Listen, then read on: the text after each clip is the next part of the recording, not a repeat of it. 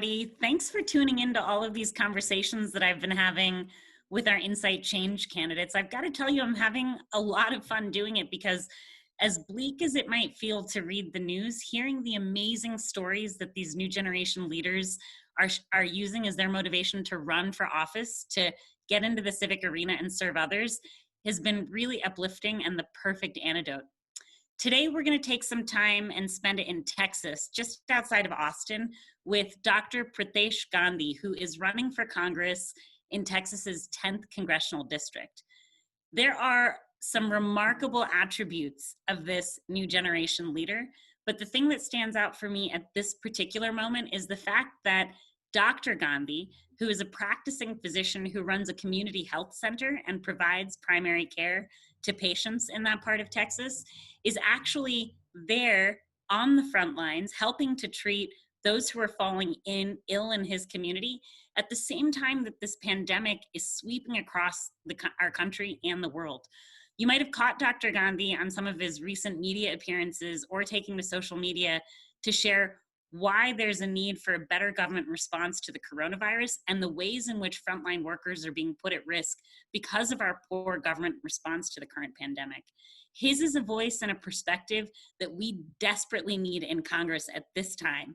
And also to do the work for the folks in his community that their current elected representative, Representative McCall, hasn't been willing to do for the terms that he's served.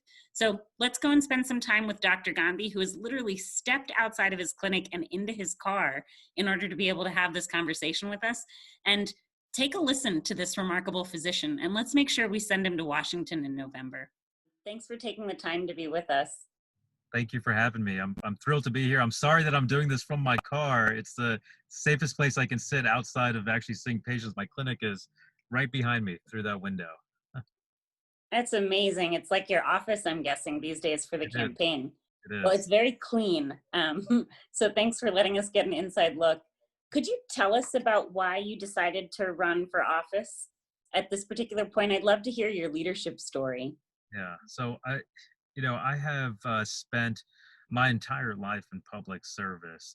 This started at a very young age. I'm the son of a immigrant mother and father. Both my parents were born in East Africa. My mother actually escaped political violence to get to this country. And so she had her start in Houston. And from a very young age, it was impressed on me that it is a privilege to live in this country and to work in this country. And I had to give back. And so for me, this start in equity and health justice started 15 years ago. I was living in Bombay. I was working with a non-for-profit there doing education and work in landfills, and was so moved by the stories of the people we were working with. I think you realize that at that age, and this was in my early 20s, that so many of us advocate and are activists against outcomes of systems that are designed to produce the outcomes that they do. It's no surprise that we're struggling with this pandemic. It's no surprise that that gun violence is an issue in this country. All of these issues are outcomes of systems designed to produce those. And so I felt I was fascinated by understanding that story. And I decided to spend the bulk of my life focusing on what these upstream determinants were. And so went to school, got my master's in public health, went to medical school, and have been fighting for folks ever since. I think that as it relates to this specific run for Congress, there were two big things that happened for me. After the president was sworn in, we started seeing an influence of patients at our clinic, young kids who would come without their parents. Their parents were afraid to take public transportation. They were afraid to get in their car. And it's because they were afraid of getting deported. And these children come into our clinic, and I'm a father of 3 young kids, and the look of trauma on their eyes was too much to bear. And I told myself that no child should have to go through that trauma, and certainly not at the hands of our government. And so I think motivated by that on that front, because we serve patients who are undocumented and who are protected by DACA. And then on the other front, being a father of 3 young kids who have skin that looks like my skin. And I remember when the president passed a travel ban, and I went to the airport and got behind a microphone and I said that no president or no party would tell me or my children or children that look like my children that we don't belong here. And so I think after 15 years of fighting for folks and ensuring that their narratives have a seat at the table, uh, it felt like the right time to take those experiences to a broader platform. So you've entered into public service in yet another form in a lot of ways. No. Um, it's interesting because you're there treating patients in a clinic and also running for elected office at this moment when the world is facing this unprecedented global pandemic, really, I think, bringing to the fore the reasons why we need more people with your kind of experience and skill sets in elected office to begin with. But could you give us your perspective from on the ground, on the front lines? What do you make of the response to the coronavirus in your part of Texas? And, where's the opportunity for elected leaders to do better at this moment? Yeah, I think that if we take a step back from this pandemic, you realize that unfortunately we keep on making the same mistakes time in and time out again, whether it is mistakes in regard to public health, whether we're talking about mistakes of war and getting into endless wars. The mistakes that we make seem to be cyclical, and I think that it is because of a failure to actually do um, a lessons learned for whatever the issues that we're facing. And this is what happens when we don't elect professionals who are trained to solve problems to positions of leadership. And I think that this pandemic is example one of that. I mean, we had an opportunity at the very beginning of this year to get ahead of this. And if we had invested and taken the time to put in the money to do expansive contact tracing and to do expansive testing, we wouldn't be in the situation that we're in now. And I think what has happened is that there is very little collaboration between both public and private organizations, between the government, and because of this lack of collaboration, because of this shadow of partisanship, and because of a historical neglect of public health institutions that support our health infrastructure, we've been unable to get ahead. And so I don't think that there is anyone who months later or years later will look back on this time um, who will not think that this was an absolute profound failure by the federal government, an absolute and profound failure. I think that my perspective on the ground here, look, I'm in the middle of Texas. Texas is at the bottom in terms of per capita testing when we compare to all the other states in the country. It's also not surprising that we're at the bottom in the number of uninsured individuals in the country. We had a absolutely terrible health infrastructure to begin with. We had limited access to care. We had holes in our social safety net, and all of these inequities in our services are now being magnified. And I think that I think underlines the some of the challenges that we're having now. Basic challenges. Why can we not get more test kits out? Why 5 weeks ago at a clinic like mine, where we serve 19,000 Central Texans who are uninsured and underinsured, I could count the number of test kits on two hands. Why 2 months later I only have a couple of hundred of them? And so I think there are real challenges, and we've not been able to, I think, put forth the kind of leadership that's required to solve them. For sure. It's also interesting timing because, of course, this weekend, Texas is on the cusp of reopening, or maybe has even reopened today. And you were just sharing that you guys are actually starting to see record numbers of patients in your clinic. I mean, tell me a little bit about how you think about the balance between public safety, the economic fallout from the crisis, the sort of pressure to reopen up parts of the economy. Where's there an opportunity to sort of drive that conversation and set those expectations? Yeah, and I think this is again an example of how um, there is gray in how we talk about leadership. I think that the way that this issue has been framed is that you're either for opening the economy or you're against it, or you're you're pro public health, and therefore that makes you against opening the economy. And I think there is a middle ground here, right? And I think Mm, for for someone like me, I believe that we absolutely need to move forward towards opening our economy. I mean, look, the people that we serve at my clinic, these are folks that work in the industries that are being decimated by this pandemic. We're talking about the hospitality industry. We're talking about service industries. We're talking about people that rely on their twice a month paychecks to make ends meet. They can't make rent. They can't pay for a gallon of milk. You can't pay for the gallon of gas. All of these challenges are underscored by having an economy that isn't working right now. So I understand that. Um, but I think that we also have to call a spade a spade. And the reality is that we should have been able to open our economy earlier. And when mhm. doing so, done it with the faith of consumers and citizens, if we had taken the uh, proper steps, right? And the reality is that we don't have enough testing.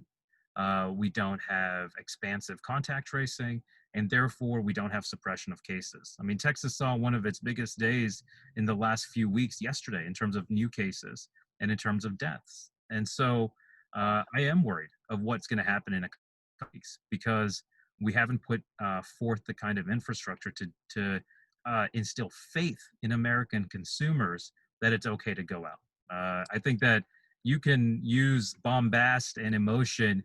It gets you only so far, but ultimately people care about themselves and their loved ones, and they're not going to do something if they feel unsafe. And I think that there were really practical things we could have done uh, if we had just taken the time.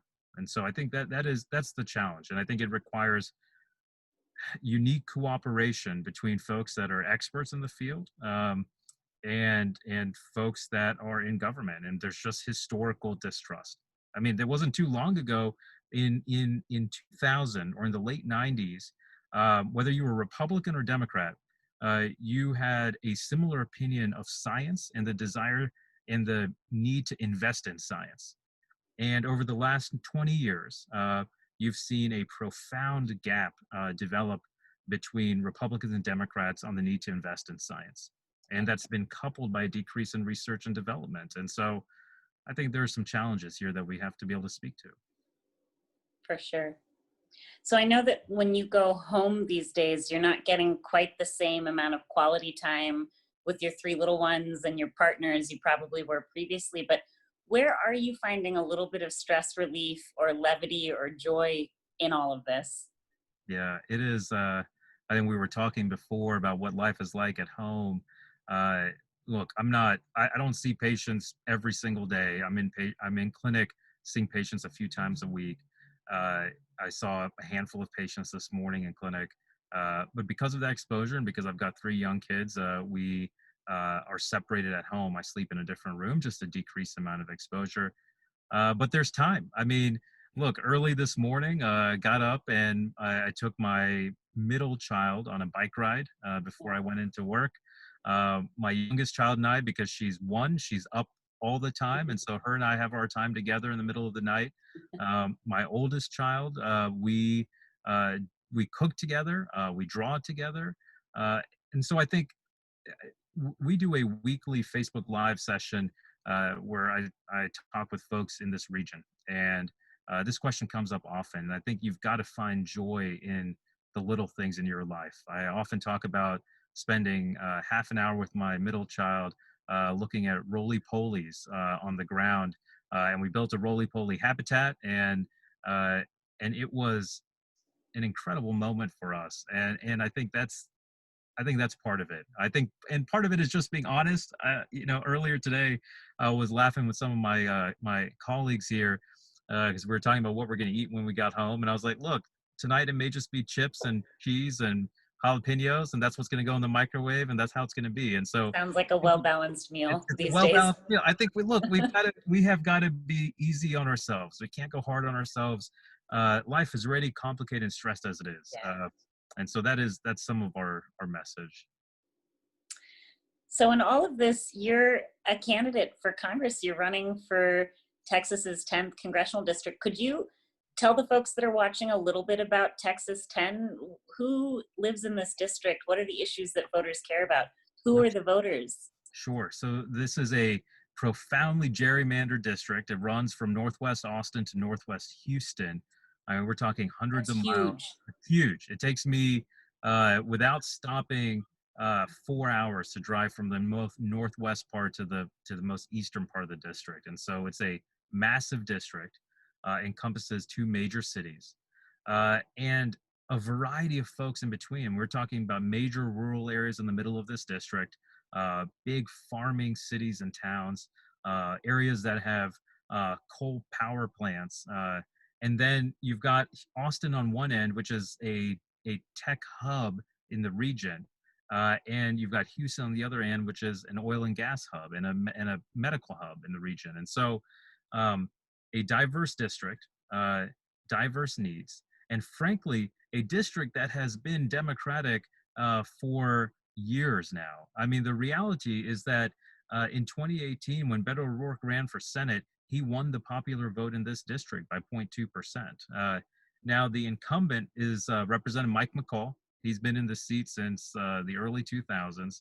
He is the second wealthiest member of Congress, and he's been able to retain this seat because he's not had to run up against a Democrat who can speak to these issues. And the reality is that I was born and raised in Houston, and I'm a Texan, and I work in Austin. And so I've got feet in either end of this district, and I'm not afraid to take it to him.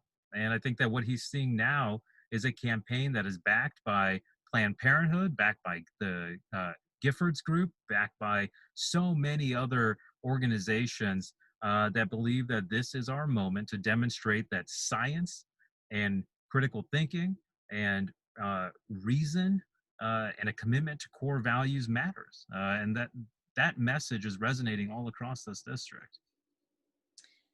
And are you're this race is a runoff. Could you explain to us a little bit of what that means? What does the schedule look like for you and your team through the summer versus into the fall?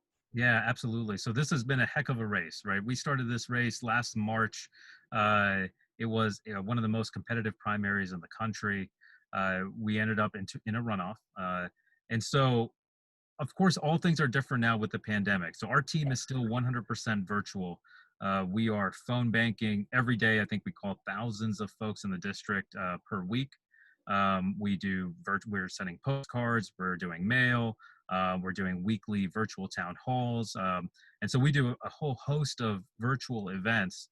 And our campaign will lean in on that through July. So the election's the second week of July. It is going to be competitive. There's no doubt about it. But we feel confident about our ability to get through. Again, because we're running a campaign rooted in pragmatism and common sense, and I think speaking to the stories of the folks that I've served over so many years. So we anticipate winning in the runoff and then moving on into the general. And the general against McCall is all hands on deck. This becomes a top 10 race for the Democratic Party later this year.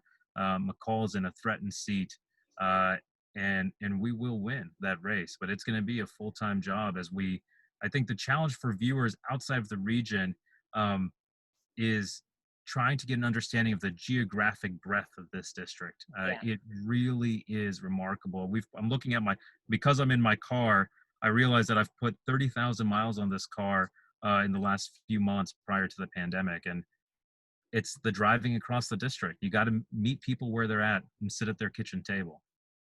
Tell us more about what that looks like during the pandemic, given that, you've still very much got to get out there and talk to people, but you're doing that maybe more virtually than you would otherwise during this point in the campaign. How are you and your campaign adapting to the current realities? Yeah, so look, it means that I always talk about an epidemic of loneliness in our country, and I mean that in all seriousness. Um, there are parts, whether urban or rural, Democratic or Republican, where people struggle and often live their lives in solitude. And it sounds like should be some sort of paradox, because in this world of interconnectedness and social media, you ought to be connected to so many, but in fact you feel alone. And so our campaign, I think, understands that and endeavors to reach people where they're at. Um, and so when we talk about virtual campaigning, it means that we've got a team of 6 full-time staffers, that we find all of the online Facebook groups and Twitter groups, and your local HOA, your local neighborhood swim group, whatever groups you can think of, and we reach out and we touch base and we see how people are doing. We've done so many welfare checks over the past few weeks, just to get a pulse of the communities. And when we're able to do that, uh, we get invited to hear people's stories. And so we've done a lot of that. Where we had an event last 2 weekends ago. It was a local club here in Austin, and I got on and got to listen to people, and then got to tell a little bit about our campaign. And so um, that's some of the nitty gritty. I mean, my team meets virtually every day. They have a session with each other while I'm seeing patients. We check in every evening.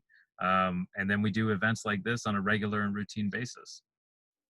It's awesome. Something that's not lost on me personally is that heading into this election in November, and I think you're going to be successful, that would make you the first Asian American and the first Indian American to be elected as part of Texas's congressional delegation. I'm hoping that we get a twofer and that we get Shri elected just a little bit north of you also. But how is that factoring into your message, the way that you're campaigning? What does that mean to you personally? It is one of the best moments of the last year and a half, was to officially get my name on the ballot, and to go to the Democratic Party headquarters here in Austin with my mother and my father. My father, uh, uh, not to rag on him, has a quite an accent after decades of living in this country, and he's self-made. He went to college here, scraped by, became a pharmacist, started a small business, started another small business. His story is the American story. Uh, and to have that moment where him and my mother and my wife and our kids and my brother and his wife and their kids, to get on the ballot was a historical moment for us, and I think a reflection of why diversity matters in this country. As I got on the ballot that day, I looked around at my family that was there with me, and I said, "Look, just in our circle, we have small business owners and physicians. We had a army vet with us, and others. The contributions of immigrants to America is great, and for reasons that we all know, the president has made immigrants a scapegoat during these last few years. And I think we're even seeing this now with this pandemic and the words and language that he has used. And so it's not lost on me that we have a chance to make history here, but we have a chance to tell the immigrant story, and to ensure that Americans uh, understand our own story, because the immigrant story is the American story. And we need people who can say that and who have the voice to be able to reflect that. I mean, I'm proud that we've had multiple Asian American members of Congress endorse this campaign, because representation matters. Representation matters, and doesn't and I think that bringing an authentic voice to some of these issues matters. And so there is that added responsibility that I carry with me during the course of this campaign. For sure. I'm really proud of you for carrying that mantle. So, Dr. Gandhi, for the folks that are listening, I think one of the really important questions that I want to ask you is, how can people get involved to support and help you be successful? Yeah. So, look, we are unique in that this campaign has support coming from all 50 states. Early on in our campaign, we recognized that our message resonated with folks. And so I think the 50th state that we had supporters join in on, it finally happened a couple of months ago. I think it was North Dakota. Oh, Was wow. last sold out. So now that we have them on board, it's all train ahead. So look, people can get involved two or three ways. One, uh, obviously we want your grassroots excitement. We want you uh, to get your friends together, go to our website, gandhifortexas.com, and sign up to volunteer for our campaign. We have phone banks that happen all across the country. Mm. Prior to the primary and the weeks leading up to it, we had folks calling from multiple states, West Coast, East Coast, in the middle of our country. And so that's one big step that you can take. The second big step you can take is to, of course, if you have the means to financially support our campaign, we are running a campaign that is powered by people. Believe it or not, all of the money that we raised in the primary, the overwhelming majority of it came from folks that hear about our campaign, like your viewers do here. People that are interested and deeply committed to this story being heard. And so, if folks have the means, would love to have your support. You can go to our website and do that as well. And I think third, to amplify the message of this campaign, we're active on Twitter and Facebook and Instagram. I'll often do live videos from there. And so if you go there and you like what you hear, to share that and to retweet it and share with your friends and family, because we are running a race that is a national race.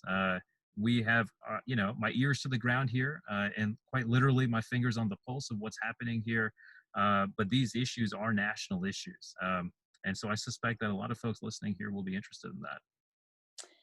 That's awesome. You are doing so much in service of so many of us. So thank you for all that you do, for the patients that you're taking care of, for your setting the example for other young people interested in public service and daring to get into the arena, and for stepping up to serve your potential future constituents in this way. So I'm super grateful to you, and thanks for everything that you're doing.